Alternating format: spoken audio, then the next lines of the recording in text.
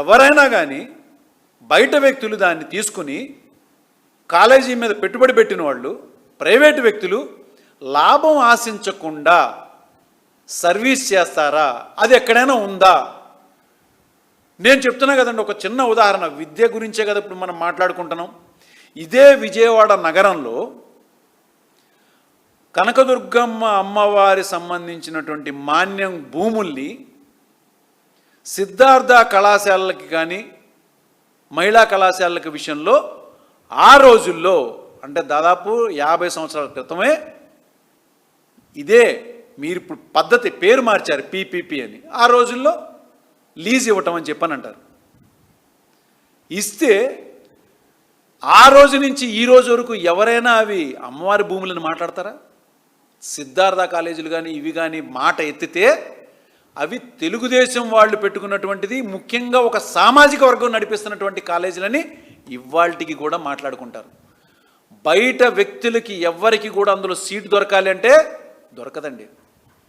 Telugu Desam party office నుంచి కానీ తెలుగుదేశం సంబంధించినటువంటి ఎమ్మెల్యేలు ఎవరైనా కానీ రికమెండేషన్ లెటర్ ఇస్తేనే ఆ కాలేజీలో సీటు దొరుకుతుంది.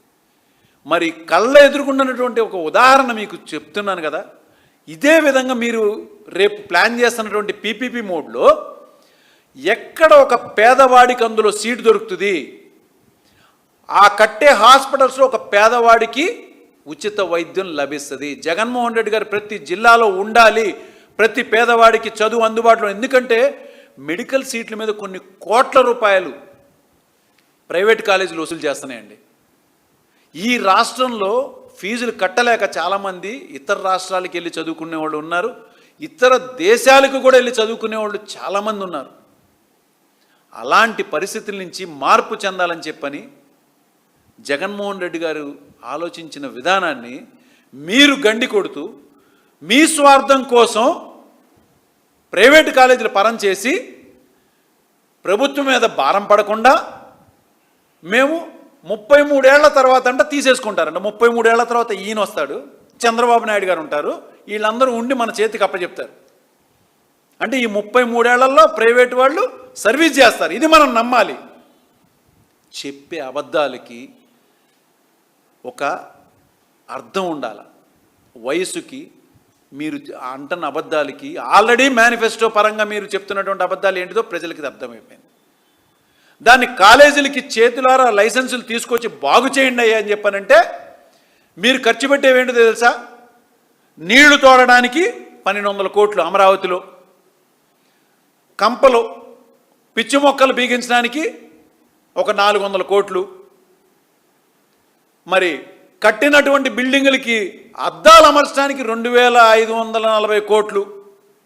ఇలా చెప్పుకుంటూ పోతే యోగాంధ్ర పేరుతో ఊరికినే పబ్లిసిటీ కోసం ఖర్చు పెట్టి ఆ రోజు చేసిన పనికి 300 కోట్లు. ఈ డబ్బులు గనా విద్యా వైద్యం అనేది ఎంత ఇంపార్టెంటో, అందులోనూ వైద్యానికి సంబంధించిన విద్య ఇంకా ఎంత అవసరమో దానికి ఖర్చు పెట్టుంటే ఇవాళ మిగిలినటువంటి 12 కాలేజీలు ఏవైతే మా హయాంలో మొదలైనటువంటి 5 కాలేజీలకి ఆల్రెడీ కోర్సులు స్టార్ట్ అయిపోగా మిగిలిన 12 కాలేజీలు ఇవాళ రన్నింగ్లోకి వచ్చేవి, హాస్పిటల్స్ కూడా రన్నింగ్లోకి వచ్చేవి.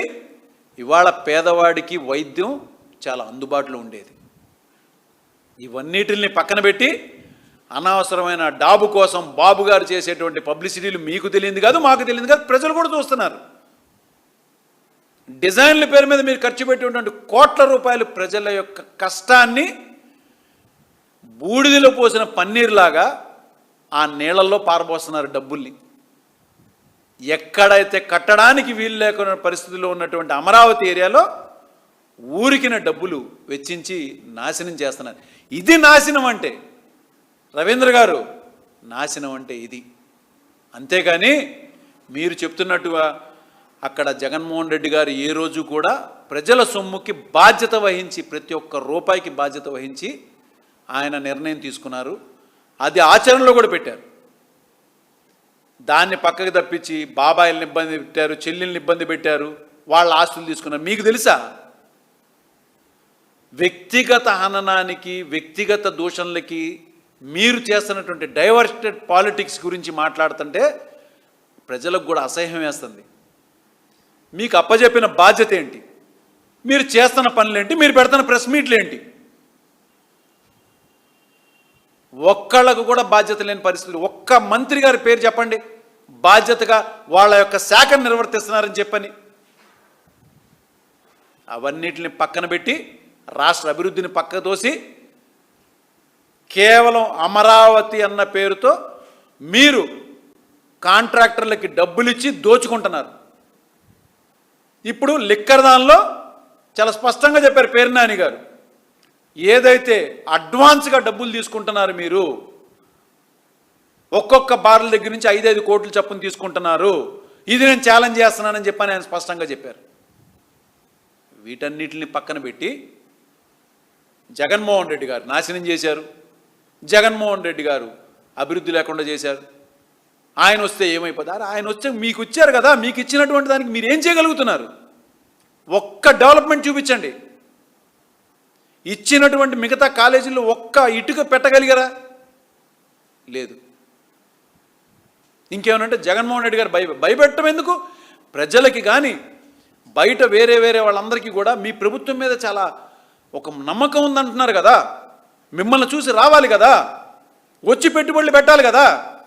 ఇప్పటి వరకు పెట్టుబడులు వచ్చినా, పెట్టుబడులు పెట్టడానికి ఎవరన్నా ముందుకొచ్చినా అవన్నీ కూడా వైఎస్ఆర్ కాంగ్రెస్ పార్టీ హయాంలోనే. అది వైజాగ్లో అది రిలయన్సే రానివ్వండి, అదానీ వాళ్ళే రానివ్వండి, ఇంకేమైనా కంపెనీలు వచ్చినా కూడా అది జగన్మోహన్ రెడ్డి గారి యొక్క పాలన, ఆయన యొక్క దీక్ష దక్షతలతో, ఆయన చేస్తున్నటువంటి ఒక పట్టుదలతో,